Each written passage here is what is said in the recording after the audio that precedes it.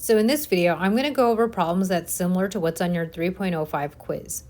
So this says the equation of a line is given by negative 3x plus 5y equals negative 15. What is the x-intercept of this line? Remember that the x-intercept is going to be given by x0 because remember that y equals 0 at the x-intercept. So that means that I'm going to go to this equation and plug in 0 for y. So I get negative 3x plus 5 times 0 equals negative 15. So when I simplify this now, I get negative 3x plus 5 times 0, which is 0, and that equals negative 15. So now I have negative 3x equals negative 15.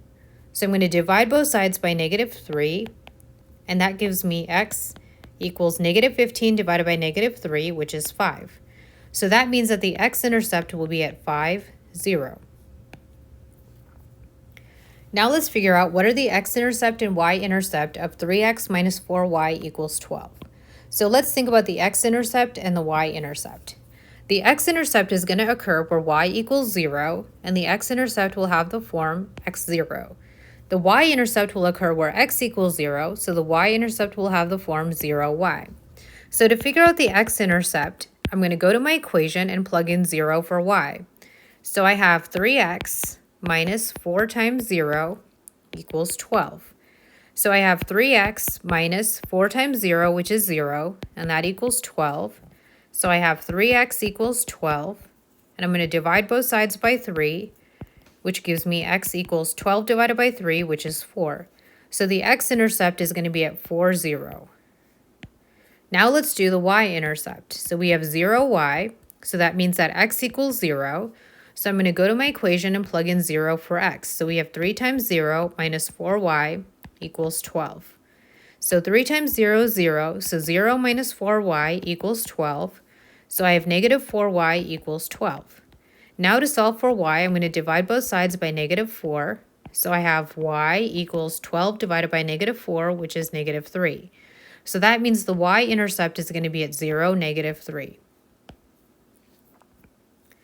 So now in this problem, it says the function graph shows the total cost of renting a van for X hours. What is the slope and what does the slope represent? So remember, to figure out the slope, we're going to use our formula y2 minus y1 divided by x2 minus x1. We need 2 points to use this formula, so let's just pick 2 points that are anywhere on this line. So I'm going to pick this first point, which is at 1, 8, and I'm going to pick this next point, which is at 4, 14. So I'm going to plug in these values. I have 1, 8 and 4, 14. So this is my x1, y1, and then this is going to be my x2, y2. So when I plug in, I have y2, which is 14, minus y1, which is 8, over x2, which is 4, minus x1, which is 1. So 14 minus 8 is 6, divided by 4 minus 1, which is 3. So 6 divided by 3 gives me a slope value of 2. So remember, what does the slope represent? Well, slope is the change in y over the change in x, right? So the change, instead of in this problem y, we have the change in cost divided by the change in hours. So basically what the slope is representing is the cost per hour. So this problem says the function graph represents the amount of money in an account X days after it's opened. What is the meaning of each key feature of the graph? So the key features it's asking us to look at are the x-intercept and the y-intercept. So let's think about the x-intercept. So the x-intercept is going to occur at 30, 0, because that's where it crosses the x-axis. So in this problem, we don't have x and y. Instead, x represents days and y represents money. So what this is saying is that at 30 days, there is $0 in the account. Now let's figure out the y-intercept. The y-intercept occurs at 0, 300. So once again, remember this is x and y, which is days and money. So at 0 days, okay, so at starting,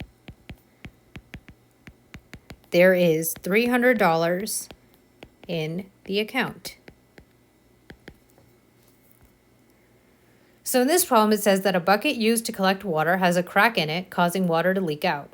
The function graph models the amount of water Y in liters remaining in the bucket after X minutes. So the blank indicates that the bucket will be empty after blank minutes. So in order to figure out what we're looking at is we're trying to figure out when will the bucket be empty, right? So we have bucket empty, and let's think about that. We have water and minutes. Well, the amount of water, so bucket empty means that water needs to equal 0. So on this graph where water equals 0 is going to be right here at 40 minutes, right? Because remember, that is the point 40 comma 0.